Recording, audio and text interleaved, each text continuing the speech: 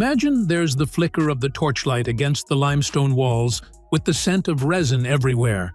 But somewhere, beneath the silence of an eternity, lies a secret that Egypt never wanted the world to uncover. Before we dive into the actual practices and the forbidden knowledge that you're about to receive, please subscribe to our channel because what follows isn't the Egypt you studied in your high school. These are the most disturbing sexual practices of ancient Egypt, and some of these might affect even the psychopaths out there. Egypt, the cradle of civilization, the land of gods, gold, and timeless mystery. These names aren't just mere nicknames. Egypt, at one point, was the most luxurious and valuable land on Earth. But behind the monumental beauty lurked something far darker. Practices that were so secret, so ritualistic, that even archaeologists tried to erase them from history. The Embalmer's Secret. So, without further ado, let's get into our list. The Embalmer's Secret. Imagine you're a royal embalmer, trained in sacred sites and sworn to honor the gods through your craft, preparing dead bodies. But one day, you're handed a command that freezes your core blood. The pharaoh's queen lies before you, her body prepared for eternity. But this isn't any ordinary mummification. You've been ordered to preserve her in ways that break every single norm of the sacred rule. It is to fulfill a divine ritual that no one has ever seen. And interestingly, this was not fiction. In the Egyptian world, intimacy was never human. It was more like a language of gods. According to them, the body wasn't just flesh and bone. It was a vessel for reaching divine energy. Each act of making love was a reenactment of the creation itself, a means to ensure that life, fertility, and the Nile's eternal flood would rarely stop.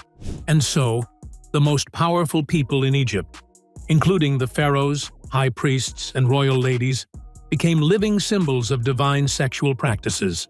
The line between religion and desire blurred completely, becoming the same. After a long time, template inscriptions and ancient papyri describe rituals so strange that when European archaeologists discovered them in the 19th century, they refused to publish them.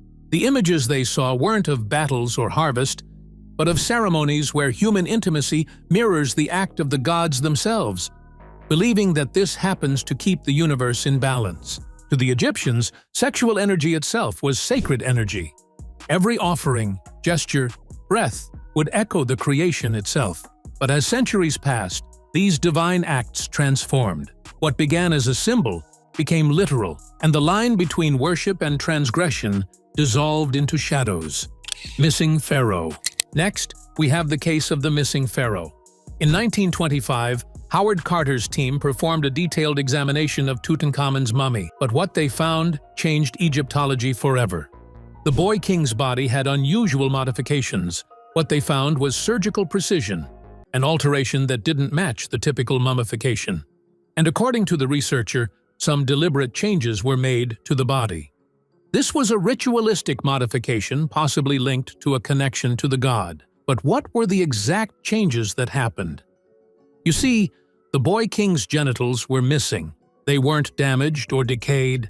Rather, they were surgically removed with the precision of a skilled surgeon. The cut marks were clean, deliberate, and even showed signs of having been made shortly after death as part of the mummification process. Worse, Tutankhamun was not alone. As more royal mummies were examined using increasingly unique techniques, a disturbing pattern emerged to the world. Multiple pharaohs and nobles showed evidence of genital removal or modification. Some had been completely castrated, while others showed signs of an enhancement procedure involving the insertion of foreign materials. But by far, the most shocking discovery came from the tomb of an unnamed prince from the 18th dynasty. His mummy revealed not just missing genitalia, but according to the evidence, the removal was performed while he was still alive. Moving forward to the medical analysis, it showed us that the bone structure and tissue remains suggested this wasn't any form of punishment or accident, but a deliberate religious procedure. We're doing a giveaway for a $300 Amazon gift card when we hit 1,000 subscribers. Make sure to smash that subscribe button and comment below so we know to add you into the raffle. Thanks, and best of luck to everyone who enters. The events of horror. Next, we have an even bigger horror that you're probably not ready for yet. You see, throughout history, we know that kids have been kids, and most of the time treated like kids. But ancient Egyptian texts describe how elite families would dedicate their youngest children to temple service. You might be asking, isn't that good that they're given to the temple server? However, in this temple, they would be trained in sexual techniques from a very early age. Some of these children were as young as 6 or 7, and they were taught that their bodies didn't belong to themselves but rather to the gods. The training itself was comprehensive but brutal.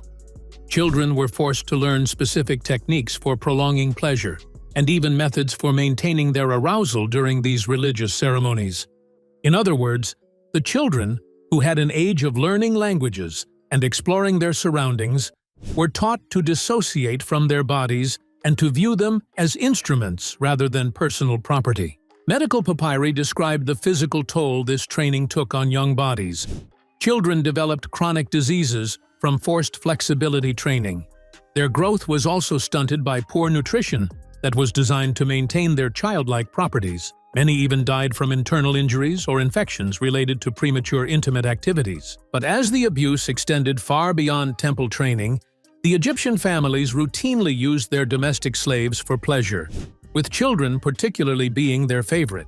According to them, children were supposed to be pure and malleable.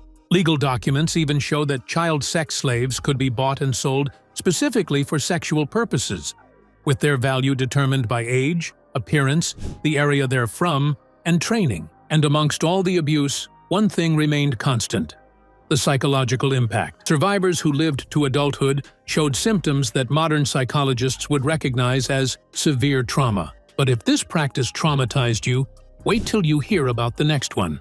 But before that, if you're enjoying the video so far, make sure to give us a subscription and ring the bell icon for History Revisited videos. The Feast of Drunkenness. The Feast of Drunkenness was the absolute pinnacle of Egyptian sexual extremism. If you don't know about the history of ancient Egypt, you should know that an annual festival is dedicated to their goddess Hathor, and it transformed the entire civilization into a week-long orgy of sex, violence, and religious chaos. But before we talk about what actually happens this week, we must understand what happened to get to this point. It started as a celebration of divine femininity, but very soon it evolved into something that should be considered a crime against humanity by modern standards. The festival's origins lay in Egyptian mythology, especially in the story of Sekhmet, the lioness goddess who nearly destroyed humanity in drunken rage. According to the legend, the gods had to flood Egypt with beer mixed with red ochre to make Sekhmet think she was drinking blood. This caused her to become so intoxicated that she forgot her murderous mission and was transformed into a gentler Hathor. This myth became a reality, and the annual festival was held. Participants believed that in their drunken state, they became vessels for the gods themselves. So, the preparation began months in advance, with the temple authorities brewing massive quantities of beer, also adding psychoactive substances that were derived from lotus flowers and other plants. The results? Married women abandoned their families to join the bands of revelers. Children were exposed to explicit intimate acts and even became participants themselves. The entire civilization descended into these practices for 7 days and nights. Thanks to a messed-up ritual like this, women were also subjected to group abuse. But to the Egyptians, it was considered a religious communion. The violence was extreme, and things like biting, scratching, and inflicting wounds during these activities were also considered marks of divine favor. Some would even die from internal injuries, while others were trampled by crowds of intoxicated celebrants that were moving through the narrow streets. Incestuous royal marriages. Even today, there are a lot of cultures where cousin marriages are not prohibited, and it causes genetic downfall, unlike anything we've seen before. But the ancient Egyptians took it to the next level. Pharaohs married their sisters, daughters, and even mothers to keep their royal bloodline pure. It was seen as divine, copying gods like Osiris and Isis. These marriages were merely symbolic, but they even involved public sex acts to prove that the Nile's flooding never stopped. One of the most popular pharaohs, Akhenaten wed his sister, producing children with deformities like weak bones and odd skulls. Tutankhamun was also likely born from incest and had many health issues. This is one of the main reasons he died too young. These people's mummies show that their spines were fused and sterile from inbreeding. Some queens resisted, using poison or fleeing, but the pressure was huge, and if they failed to produce heirs, it could mean castration or even exile. Nobles copied this, spreading genetic problems, and in the text, we see that these unions were quite common. But hidden papyri hint at forced sex and trauma.